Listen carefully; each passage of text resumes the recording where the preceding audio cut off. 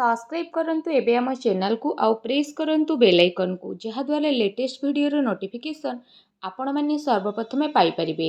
नमस्कार बंधुगण आपण माननकु आम यूट्यूब चैनल को स्वागत। बंधुगण आज आमे आपणक पई आगामी 2 दिनर स्थिति किपरि रहिबो से विषय रे निश्चिंत भाबरे कहिबु। एहा पूर्वरु जदि आपण चैनल नुआ करि आछंती तो चैनल को सब्सक्राइब करिनेबा सह पाखरे थिबा बेल आइकन को मध्य क्लिक करि दियंतु।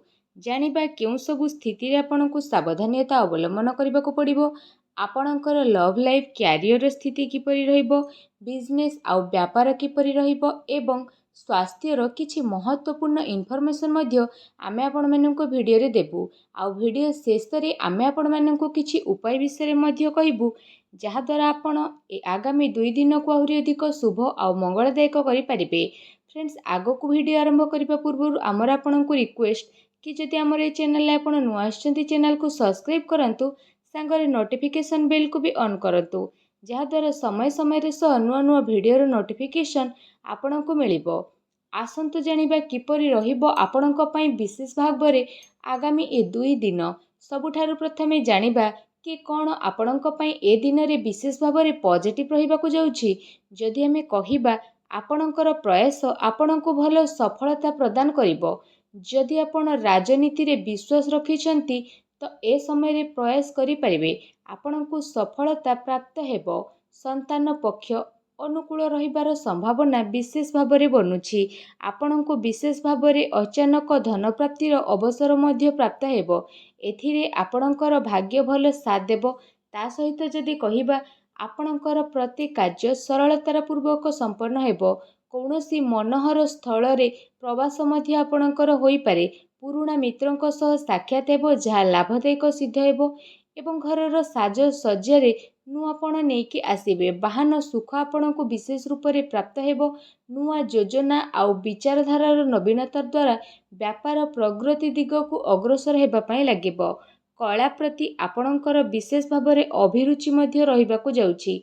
आपणकर अनेक इच्छा तो पूरण हेबो जहा द्वारा आपण प्रसन्नचित मध्य रहिबे एवं बहुत समय अटकी थिबा कौनसी योजना मध्य पूर्ण होई जिवो जहा द्वारा आपणको बहुत भलो धनर लाभ हेबो एवं जहा द्वारा आपणकर मन बहुत अधिक प्रसन्न रहिबो। आपण घर परिवार आउ संतान मामला रे आनंद आउ संतोष भाव मध्य अनुभव करिवे। ईश्वरंकर आराधना जॉब एवं आध्यात्मिकता आपणको शांतिर अनुभव करैबो। कार्य क्षेत्र रे निजर परिश्रम द्वारा सफलता पाइबे आउ यार फलस्वरूप आत्मविश्वास मध्य बढ़िबो। मन उत्साहित रहिबो। कार्य क्षेत्र रे सब कार्य सफल हेबो। अटकी थिबा कार्य आपणकर पूर्ण मध्य होई जिवो। संतान संबंधित शुभ समाचार मिलिबो। विद्यार्थी माने मौज मजलिस करिवे एवं पाठ पढ़ारे जो परिश्रम करिथिले तार फल सफलता पूर्वक आपणको प्राप्त हेबो। फ्रेंड्स जानिबा आपणको पई कोन नेगेटिव रहिछि। जदि कहिबा ए समय आपणको पई काफी उत्थान पतन भरा रहिबा कारणरु काफी भल मध्य रहिबाकू जाउछि। मुश्किल हालात सह बंचिबा पई आपणको गोटे भल बजेट र ध्यान रखिबार आवश्यकता रहिछि। विशेष रूप रे जदि एठी कहिबा अन्यथा आपणको फाइनेंशियल समस्या भितरे निजको घेरिकी ही रखिबे। कार्यभारर तो अधिकता रहिबो जहा द्वारा शारीरिक तथा मानसिक थकापन अनुभव करिवे। मनोरंजन सौंदर्य प्रसाधन आभूषण प्रति मध्य विशेष भाबरे खर्च बढ़ी पारे। चिंतारू दूरी रहिबा पई निजर दायित्ववान समयर सदुपयोग करंतु। जल्दबाजी रे कौनसी डिसीजन नियंतु नाही, अन्यथा जीवन रे आपणको पश्चाताप करबाकू पड़िबो। एहा सहित निज कार्य आउ कहा उपरे न देकी निजे निजर कार्य को करिबा पई चेष्टा करंतु। माता पितांकर अवश्य ध्यान रखंतु काहेकि ना तांकर सेवा बिना भाग्य एवं सुखर प्राप्ति असंभव अटे।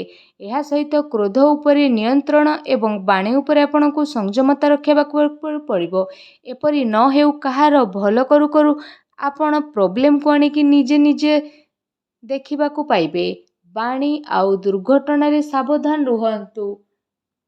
निषेधात्मक विचार ठारू मध्य दूरे रहिबार आवश्यकता रहिछि। दैनिक कार्य रे अवरोध रहिबो। ता सहित किछि परिस्थिति एपरि बनिबो जहा आपणको चिंता को बढ़ेबो। धार्मिक कार्य रे धन आपणकर खर्च हेबो। नुआ कार्य रे रोकाबट आसीबो। समस्या को सुलझेबा पई कहार परामर्श अवश्य नियंतु। ଫ୍ରେଣ୍ଡସ୍ଙ୍କ ସହ ବାଦବିବାଦ କରିବା ଠାରୁ ଦୂରେଇ ରୁହନ୍ତୁ, କାରଣ ଲଢ଼େଇ ଝଗଡ଼ା କଲେ ଆପଣ ହିଁ ପ୍ରୋବ୍ଲେମରେ ପଡ଼ିଯିବେ। ଯାତ୍ରାରୁ ଆପଣ ବିଶେଷ ରୂପରେ ଏ ଦିନରେ ଦୂରେଇକି ରୁହନ୍ତୁ। ଆସନ୍ତୁ ଜାଣିବା ଆପଣଙ୍କ ଲଭ୍ ଲାଇଫ୍ର ସ୍ଥିତି କିପରି ରହିବ। ଯଦି କହିବା ପ୍ରେମ ସମ୍ବନ୍ଧକୁ ମଧୁର ବନେଇ ରଖିବାର ପ୍ରୟାସରେ ସଫଳ ହେବେ। ଦାମ୍ପତ୍ୟ ଜୀବନ ଭଲ ରହିବ ଆପଣଙ୍କର। ଦାମ୍ପତ୍ୟ ଜୀବନରେ ଚିନ୍ତା ଉତ୍ପନ୍ନ ହେଉଥିଲା ତ ସେ ସବୁ ସମାପ୍ତ ମଧ୍ୟ ହୋଇଯିବ। ଆପଣଙ୍କୁ ଲଭ୍ ପାର୍ଟନରଙ୍କ ସହିତ ରୋମାନ୍ସ କରିବାର ଭରପୁର ମୌକା ମଧ୍ୟ ପ୍ରାପ୍ତ ହେବ। ଆଉ ଆପଣଙ୍କ ସମ୍ପର୍କରେ ମଜବୁତତା ଆସିବ। ନିଜର ପ୍ରେମ ପ୍ରସଙ୍ଗ ବିଷୟରେ ଏଣେତେଣର କଥା ଆଦୌ କରନ୍ତୁ ନାହିଁ। ଆପଣ ଆପଣଙ୍କ ଜୀବନରେ ପ୍ରେମକୁ ସ୍ୱାଗତ କରିବା ପାଇଁ ରେଡି ହେଇକି ରହିଯାଆନ୍ତୁ। ଆପଣ କୌଣସି ରିଲେସନରେ ପୂର୍ବରୁ ଅଛନ୍ତି ବା କାହାକୁ ଖୋଜୁଛନ୍ତି ତ ସେ ମିଳି ମଧ୍ୟ ପାରନ୍ତି। ଆପଣଙ୍କୁ ଏ ମାମଲାରେ ଖୁସି ଅବଶ୍ୟ ପ୍ରାପ୍ତ ହେବ। ରୋମାଣ୍ଟିକ ଆକର୍ଷଣର ସମ୍ଭାବନା ରହିଛି। ମନୋରଞ୍ଜନ ପାଇଁ ଏ ଦିନରେ ଆପଣଙ୍କ ପାଇଁ ସ୍ଥିତି ବହୁତ ଭଲ ରହିବ। ତା ସହିତ ଲକ୍ଜୁରୀ ଲାଇଫ୍ ମଧ୍ୟ ଆପଣ ଜିଇ ନେବେ। କୌଣସି ଉପହାରର ଆଦାନ ପ୍ରଦାନ ମଧ୍ୟ ହୋଇପାରେ। ଏ ଦିନ ଆପଣଙ୍କ ପ୍ରେମ ଜୀବନ ପାଇଁ ବହୁତ ହି ଭଲ ଦିନ ରହିବା ପାଇଁ ଯାଉଛି। ଆସନ୍ତୁ ଜାଣିବା ଆପଣଙ୍କର ବ୍ୟବସାୟ ଏବଂ କ୍ୟାରିୟର କିପରି ରହିବ। କାର୍ଯ୍ୟଭାରର ଯେହେତୁ ଅଧିକତା ରହିବ, କିନ୍ତୁ ନିଜର ପ୍ରୟାସ ଦ୍ୱାରା କାର୍ଯ୍ୟରେ ଆପଣଙ୍କୁ ସଫଳତା ପ୍ରାପ୍ତ ହେବ। ବ୍ୟବସାୟରେ ଧନ ଲାଭ ଆଉ ଚାକିରିରେ ଶୁଭ ଲାଭ ପ୍ରାପ୍ତ ହେବ। ଉଚ୍ଚ ଅଧିକାରୀ ଆପଣଙ୍କର କାର୍ଯ୍ୟରେ ପ୍ରସନ୍ନ ରହିବେ।